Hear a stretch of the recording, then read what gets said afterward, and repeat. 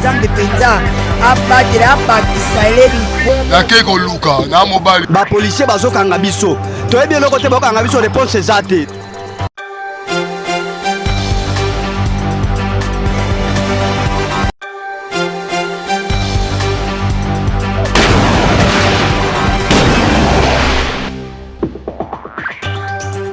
Kimia ezala bisika nyonso bozwi libaku ya kolanda Mag FM édition ya mokola lelo yango ebandi mbote na bino.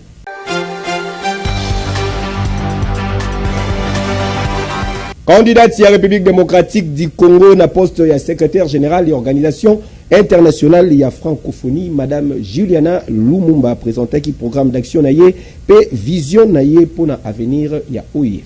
Mesdames et messieurs les ministres, mesdames et messieurs les membres du jury, chers amis de la francophonie, je suis congolaise, je suis africaine. Mon histoire m'a appris très tôt que l'on peut appartenir profondément à son pays tout en étant ouvert à plusieurs mondes. Mon nom porte une mémoire. Pour autant, je ne viens pas devant vous seulement avec un nom, mais avec une expérience, une responsabilité et une conviction.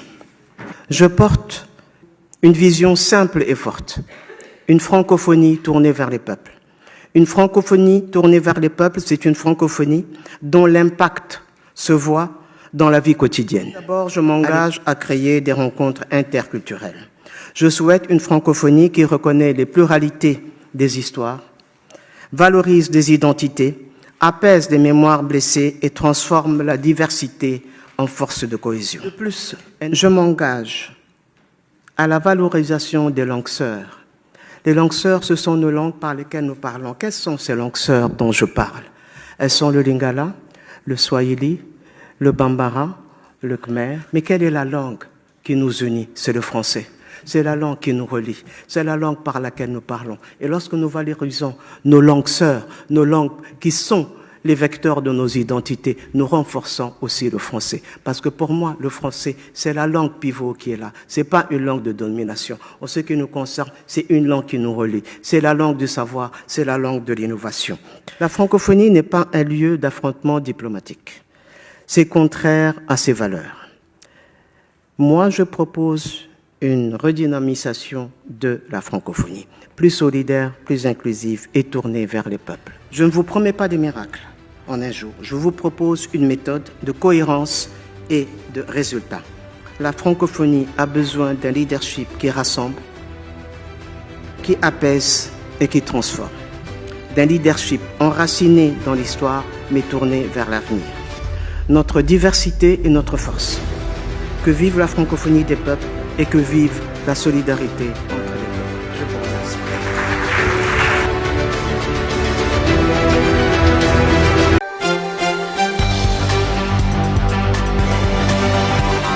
Province ya Okatanga pe Zambie ekozala relié na nzela ya sika oyo ezali kosalama ezali kobeta madada avec un pacte pédologie ezali na cadre ya projet Kasomeno Kasenga Chalwe.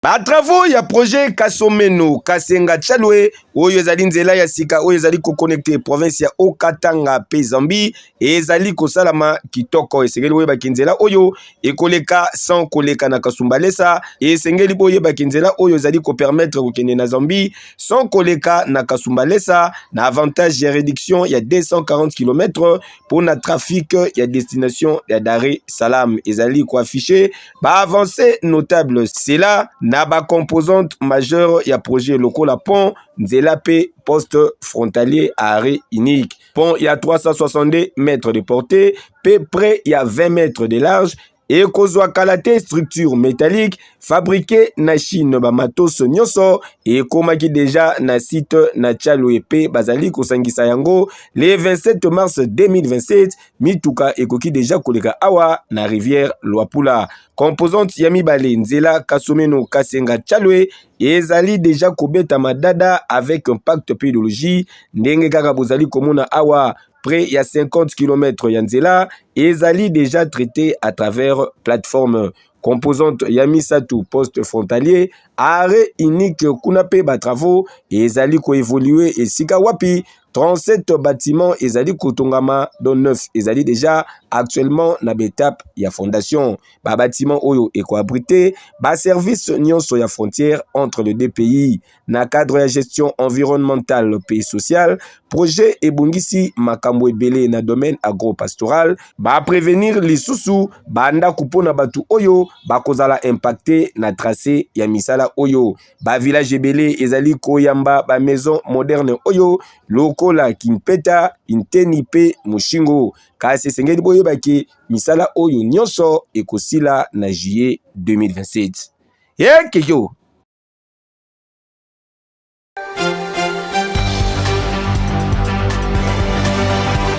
Misala ya construction ya pont ekorelier ba quartier Ngafani pe camping na commune ya Selembao ekomi na niveau nini reportage. Ah oui, atikala jamais kosundo la base na ye, atikala toujours à l'écoute. Ya badoléance ya population ya commune ya Selembao. Après première étape ya kirage à rivière Kalamu, élu ya Kinshasa, plus précisément na circonscription ya Selembao, honorable Maontwene Musilwei, oyo bana Selembao babengaka ye soso ya mboka matembele ya simandaku eratakate jamais erata aleki na vitesse supérieure. Lobi eleki chouchou ya bana Selembao akendaki ko procéder na pose ya première pierre ya construction ya pont ya 13 mètres de longueur pe 1 demi-mètre de largeur. Pont oyo et correlié partie sud pe partie ouest ya commune ya Selembao tozalia wana quartier Ngafani. En tout cas botika na yebisa bino ke ayambamaki kitoko avec impact pe idéologie pe mobange na descente oyo ezalaki penza surprise monene pour la population ya commune ya Selembao oyo basepelaki makasi. Tangu azwaki maloba élu ya Selembao honorable Maontwene Musilwei atalisaki objectif pe ba motivation na ye. Lelo tojaki malamu ya poser première pierre pour la botongi ya pont na rivière Kalamu. Simako kire 6 km ya rivière Kalamu année passée banana kimvui diti na long clair. To monaki ke population na biso so imbule beti bazali na difficulté à retraverser surtout bana classe de barozela timbule kosila tamsi mukolombe ake classe té. To monaki eza malamu te musato sala ki ekomela kola ngambo pona biso na mukie toza nango to lebino no to kotika population ko te ko souffrir boité de ba moni biso lelo to ye poser première pierre pour musala ya construction ya pont ya longueur à 13 mètres et largeur ya 1 mètre demi banda. Ezalaki pe occasion pona au cadre ya ACP parti cher ya sénateur Jean-Tiningo Bilambaka honorable Maontwene Musilwei a plaidé pona cause ya base na ye population ya commune ya Selembao. Et nous avons profité de l'occasion oyo ko senga na gouvernement central na provincial ba ko repenser na babita na biso ya el oyo kotongela bango ba de berge ndenge tongama na Kalamu côté à stade Tata Raphaël et ko sala mutu ya malamu pour la population oyo lokola lobi to kenaki match ni na Portugal oyo nyoko la ba payer belé to profiter de l'occasion oyo na chengo tozana ngo na ambiance tozana ngo président Fachi au cancer de la population à Selembao, au Tongela Biso, ba mire et bongi pour bateau yo, ba revivre paisiblement les chikara bango et puis Selembao est pour développer. Pourquoi il n'y a pas Selembao de tout ça vous te raconte dans la moko 24 novembre. À part yango, tu as dans la musuti. Mais au moins na ba commune mususu, fi ba axe secondaire, ba to Tongela bango, le soumuni biso sala. Voilà autre chose yango. Tala nyonso ezalaka théâtre te bana Selembao balobi mutu ameka na Maontwene na bango te osimbi Maontwene osimbi commune ya Selembao avec Maontwene Selembao na motema qui du mieux yo.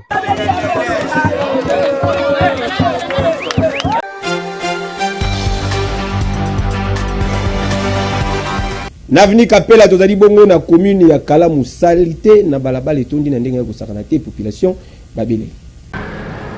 Salité bozali komona awa tozali awa nesika ya décharge publique te kasi tozali bel et bien na kati ya balabala, plus précisément na avenue Kapela na quartier Yolo Nord 3 na commune ya Kalamu. Esika oyo ndenge kaka bakambi ya commune basenga na population basala kasalongo surtout na kati ya bakanivo population yangani ba respecta ba honora maloba na bango babimisaka basalite na bakanivo kasi soki ebimi etikalaka kaka wana lokola ba pot de fleur po bisika ya kubwaka yango ezalaka te bazela atake bangin ya maison communale to pe ya hôtel de ville et ya pona évacuation ya ba déchets oyo kasi ti lelo négatif yoka communication to sali musala toza pemé na caniveau to bimisi basalite na caniveau to tse bopeto na caniveau mais eloko ezo déranger biso po mona bosoto eza ba matériel a kolongola ngo donc photo zela ekauka na habite sozo mona porte avenue Mobimba to sali salon to sala ka salon chaque jour basalite ozo mona o eza to bimisi basalite mais ba matériel ya kobimisi kolongola basalite o pona okende kubwa kisango nous rendre biso difficile yango moni boyo kuta mwa boye mais to longola rango na lobela mingi na otala mingi papa Bougumestre na biso Kalamu papa Bougumestre na ebike yo loba lekele biso obeta isete pour la likambo ya salubrité okangi même batu na banini na ba maison mususu o bazo fongola olobi batu ba fongoli ba 10h yo kangi bango kangi batu mususu na kati ya ba maison ozu ba $50 biso toza ba preuve ezali pona salite pona bosoto basalisa longo bi basalisa longo te avant mais ce que biso yo ba jeune ya yolo to salisa longo salongo yango basalite yango matériel nini oyo pesa biso poto longola basalite oyo papa Bougumestre biso ba jeune to salisa longo obeta kiso te pona basalongo to salisa longo avenue Mobimba yango na ebite papa journaliste so bokyo filmer bo mona basalite nyonso to bimisi na terrasse yango mais ce que oyo pona kolongola yango solution nini yo zozwa papa Bougumestre na biso ya Kalamu donc bosa ya makambu boza ba continue biso bopesi ordre mais bozala pe na mitindo nde nini ya ordre obino bopesaki boluka méthode nini ya kosala po bopeto pene kota makasi parce que biso toza volonté ya kota na ba terrasse makolongulu pa ute bopesi biso brouette te eloko te mais yo chaque 10h olekaka awa okangaka bato na kati ya ba boutique po bozwaka ba $50 ba $100 batu bambandi bokata donc bambongo la bozwa bosombela biso ngo ne ba brouette bosombela biso ngo baba pau to sala ka salongo chaque jour to longola pe biloko ngo kenda ko to longola pau ezate brouette ezate bo ba $50 me bokanga batu na ba boutique batu na yo ba ya kati lelo na Kapela les jours walanga mo pe na monaka yo mo pe papa Bougumestre na Kapela pona za mwana Kapela na monaka yo pona bandeko na biso muso kanga ba maison na bango batu na oti lelo ba continue leka kokanga batu pona ba salubrité ba salongo mais salongo ngo to sala eloko ni bino bopesa biso pona kola Paulo kola brouette to bwaka ngo wapi toke kotia basalite oyo wapi papa awa sikoyo tokosenga kaka na Bougumestre ya commune ya Kalamu atindaka ba service ya salubrité awa chaque weekend po balongolaka bosoto oyo po pamba te yango kaka nde ezozonga lisusu na kati ya bakanivo ata balongoli ezosala pasi ti okomona pe boye population elembi bakanivo yango pe ebouché soki bazeli kaka na commune bango moko baya kolongola na kati ya bakanivo balongolaka na bango pe te toyebi ba réalité ya Kinshasa yeke yo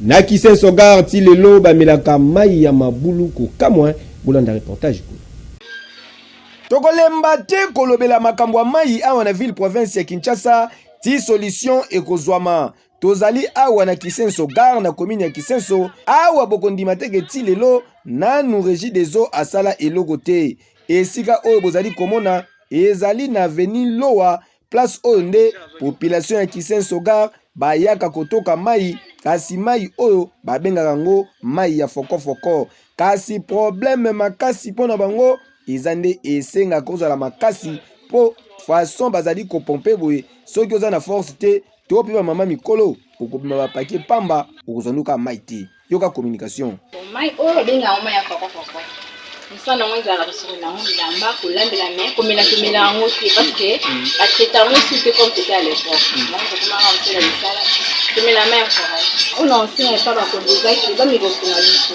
bomona ndenge enfara apompe boye mama mokolo aza vraiment na makasi ya apompe boye yango tosinga mpe aide ezalaki so batieli mpe baforage na kati ya mapango esava vraiment beaucoup. Bakandidat député ebele baleki awa kaka bapromese na bapromese soki bovotenga na kotiela bino mai soki bovotenga tokosala baforage tout oyo population bazali kotalela bino balobi bazali lisu likolo ya lisu batieli bino mayele.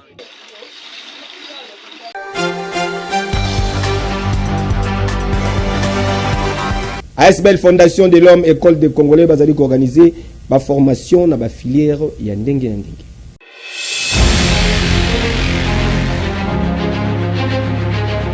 Ah oui, ozalaka na Congo Kinshasa yokelanga nanu eloko oyo.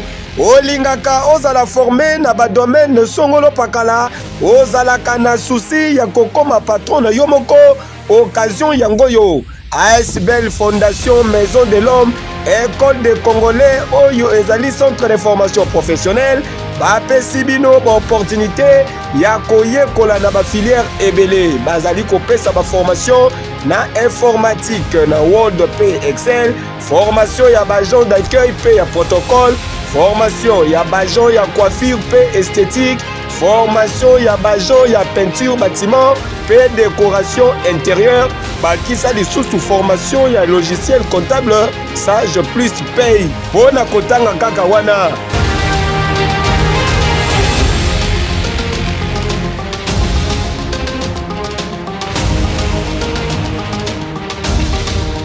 Oyo ezali occasion à ne pas manquer mwana mama ndeko mwasi ndeko mobali yebela yekola polelo oko malisusu utile na société car monde ezali ko évoluer.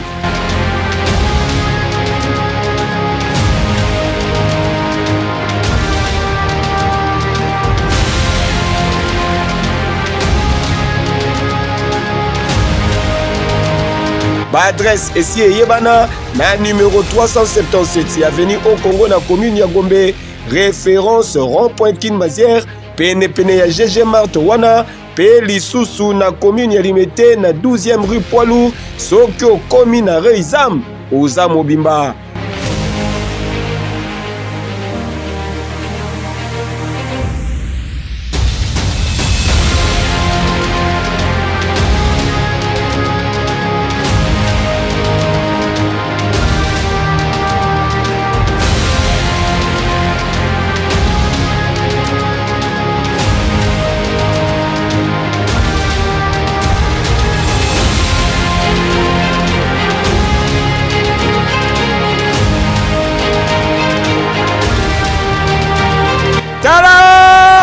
ASBL Fondation Maison de l'Homme École des Congolais ya mukolo oleki bango qui dit mieux que yo oui.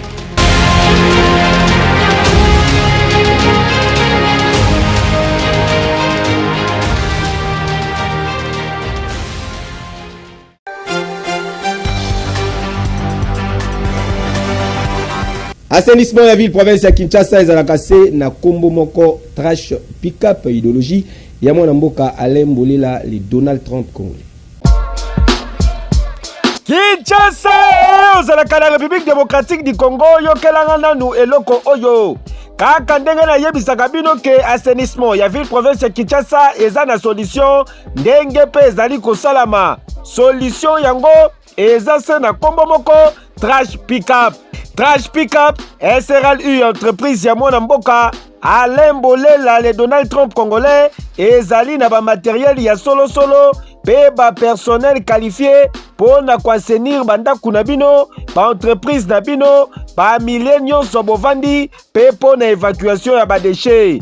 Tout désormais ozalaka na ville province ya Kinshasa na konyoso ozwami fini ba makambu ya kotimola mabulu na kati ya mapangu fini ba makambu ya kobwaka matiti na balabala esi la pona libela makambu ya kobelelaka matiti poto moni biso nyonso makambu basali awa na Kinshasa non seulement ezali malamu te pour l'environnement na biso ba santé na biso kasi ezali pe kobebisa image ya mboka pe baeffort nyonso oyo bakonzi ya mboka bazali kofournir mpo na kozongisa Kinshasa na image dango ya kitoko Kin Label.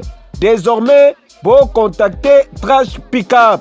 Banoko ozala na entreprise ONG, centre de santé, atabino batu ya ba supermarché, ba particulier kuna na bandaku, eza possible pe okoma partenaire ya Trash Pickup. Tala! Na bakonzi ya mboka, gouverneur ya ville province ya Kinshasa, ministre provincial ya environnement, message ezali se moko, bo soutenir initiative ya mwana mboka Alain Bolela na entreprise na ye Trash Pickup po ezali ko s'inscrire toujours na logique ya programme ya Kinshasa ezobonga. Trash Pickup suka na boule, suka na idéologie. Heke yo! Oui!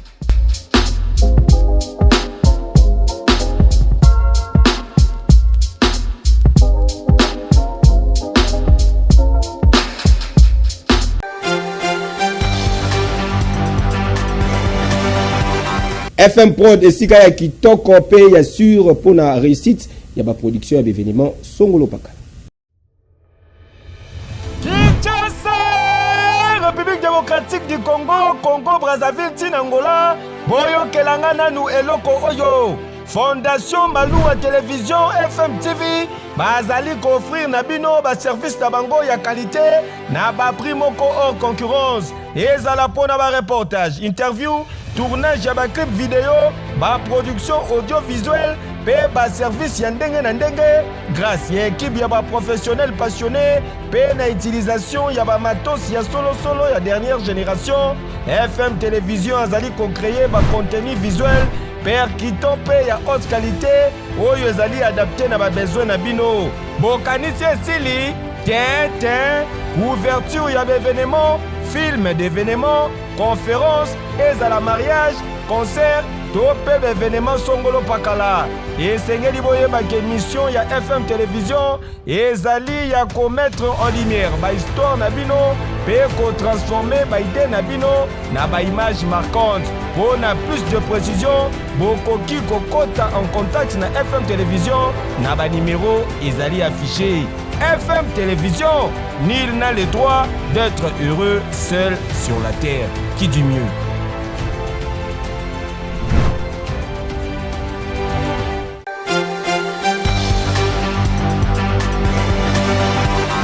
Les maternelles ont la importance na ndenge ya kusakana te, surtout à la ville province ya Kinshasa, ba jeune fille ebele ba néglige kayango minga nga mapesi conseil. Les maternelles ezali aliment moko idéal pe complet pour na ba nourrisson, c'est-à-dire ba bébé na biso et pesaka bango ba nutriments nyonso, ba anticorps et kuba pe ba vitamines nécessaires durant 6 mois ya liboso oyo mwana uti kobotama et renforçaka bango pe ba système immunitaire pe et protégeaka bana contre l'infection. Bon. Mwana mabele biete. Esa ozala malamu. Ngo wana. Mama kansalike. Na libele ya mama. Ezobatela pe yo mama. Popola kenda soka ke foto akenda. Abosani yo. Ndike kuna baona kuna bamoni. Osimi libele boy. Obendi ndambu boy. Oyo nde mabele yango wana. Ezate ko banda kofina awa koyoka pasi.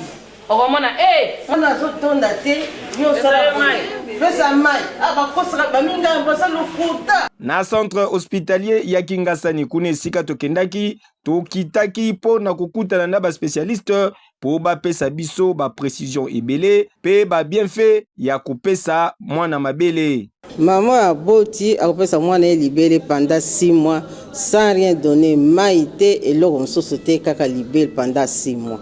Après 6 mois, au Baksaïlo, net foufou, l'osso, après 6 mois, mais pas avant 6 mois. Ma belle est une importance, c'est belé. Les autres personnes ont une affection envers maman. Tant moi, maman a mis ça, moi, la libelle, moi, j'ai observé maman, les autres personnes amour entre maman et nana. Il y a mis balé dans le Baksaïlo, ma libelle peut sa intelligence, ma casse na bébé. Bébé a mis libelle qui tourte, attaque na classe à Rosané, sur la mayelle était par rapport à orphelin. libele zoko arrêté mama moyen azwa zemi ezate tanga zo melsa mwana zo mela mama akozwa zemi nokite libele eza na anticorps ebele eza na ba protéines ebele libele ça ne coûte rien eza sans microbes eloko liboso il faut libele wana nano ezala propre car mama boti to senga bango banda sepen aya na gana ye ya propre to temai to pangosi libele to zui loboko ya mama il faut libele ekita na pomme ya mena ye na sima nango pousse ekobenda tétine de façon que tétine wana esa nini eko mutu mamlon ekota na kati ya monoko ya mwana e mwana abandi kobenda libele poso ki alobi ke atia kaka mondoko la ciseau okomona parti ya libele étouffé ne ya mwana ekwe na zolo ya mwana ozali étouffé moya mela malamu ezate kasi awa na Kinshasa ekoma le contraire ebele ya ba jeune maman surtout ba fille mère bango kutu balingaka na bango lisusu kopesa bana mabele te balobaka nono sous prétexte ke ekokoya na respectaka allaitement maternel exclusif de 0 à 6 mois pour na ebike ils ont avantage ebele pour na nzota bébé na ngai bon allaitement maternel est protégeant bébé pour na ba microbe ya mibale allaitement maternel eza bien et protégeant biso contre ba grossesse non désirable allaitement maternel vraiment ezosunga pour na ba bébé na biso ezosala ke bébé aza la bonne santé donc allaitement maternel to yeba pe ke epesaka bana mayele epesaka pe affection donc tango zo melisa mwana libele mwana zo yeba ke oyo aza mama na ngai donc ba avantage allaitement maternel exclusif yango wana eza ba avantage ebele o biso ba mama to bungaka donc eza vraiment ebele mama ko lia les 3 sortes d'aliments tout ça protection énergie na construction yo izotonga nzoto par exemple asomi matembele na wenze atie mafuta mbila atie Thomson na kati alambi fufu na masango azuli 3 groupes d'aliments na kati ya biloko wana ba soso ezali akolia asangisa ngona madeso akozwa protéine mbwenge akozwa mbika akozwa protéine mbinso akozwa ebele awasoma bele zobima te asosala wangila ezobimisa be même ya soupe pondo ya pamba sozo melango olie pondo après on mêle soupe mabele ko bima très bien surtout jeune fille oyo azalaka na kwa na bino oyebi bien ye wana penza ala pandai alobi jamais akopesa mwana libele même pas pendant 1 mois mama munganga olobi na nini les leçons que nous donnons aux mamans c'est de respecter l'allaitement exclusif.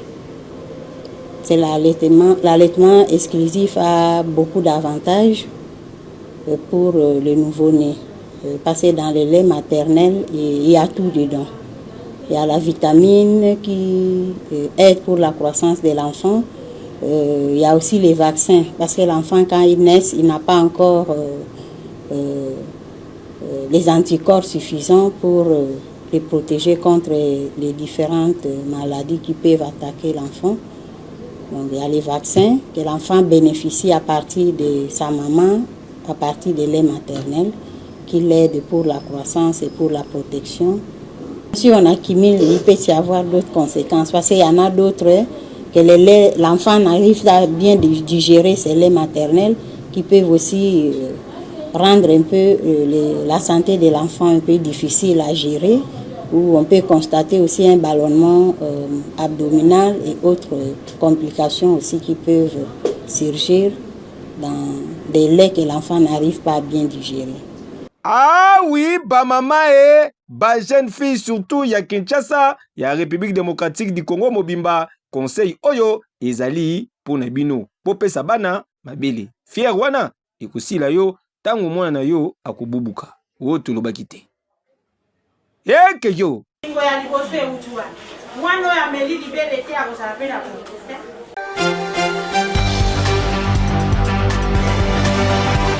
Makamba boye sala kaka na République démocratique du Congo ngulu azobeta bale na batu ngulu ya jogo bazali kobenga ye Mandombe Bolanda ile moko.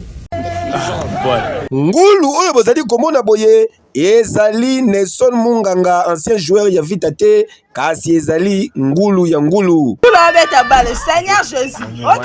Ezali kolekela batu na ndenge ya kosakana te, tozali bel et bien na République démocratique du Congo. Oyo bozali komona wana azali mutu te, kasi ezali ngulu babengaka ye Mandombe. Mandombe azali jogo na ndenge ya kosakana te, ye abetaka balon na batu kote ngidi kosakana na yo te po botala kaka neti bozalaki. Si passe Congo oyo ngidi Yesu ngulu abeta bale Seigneur Jésus okindoki te apesi passe Seigneur Jésus oh tobeta bale nzakomba Yesu Kristo apesi Dala toyebi te toloba nini soki ezali molimo ya Francis Kazadi Kasenguzadio to pe ya yemweni ngidi nde ekotela ngulu oyo po botala ngulu achebi abandi mbangu ndenge kaka bajogo basalaka. Nzakomba Yesu Kristo c'est la tête hey kokamwe RDC eloko makasi yeke yo Seigneur Jésus oh tobeta bale nzakomba Yesu Kristo c'est la tête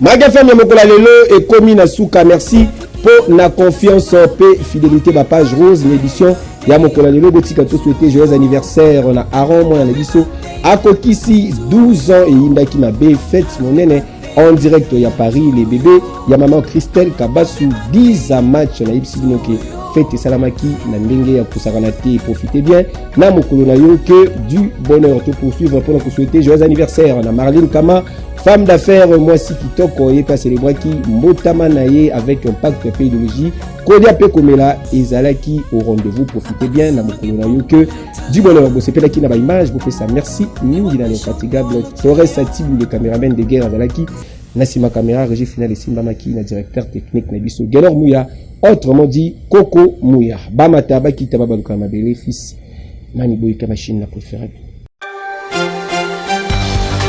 Zambe penza abatela bakisa elebi nake koluka na mobali ba policier bazokanga biso toyebi eloko te bakanga biso réponse eza te